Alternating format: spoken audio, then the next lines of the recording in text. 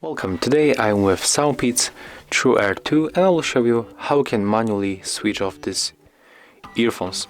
So when you have the problem when you put them back to the case and they are still turned on, you can turn them off manually. And how you can make it? At the first we have to remove both earbuds from the case.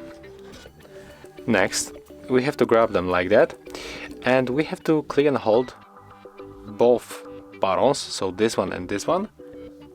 We have to hold them for 10 seconds. So let's make it right now. Click and hold both buttons and keep holding.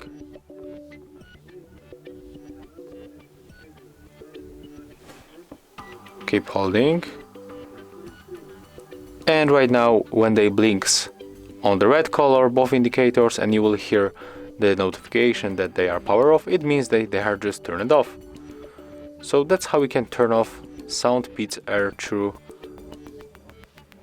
True 2 manually. And if you find this video helpful, remember to leave a like, comment and subscribe.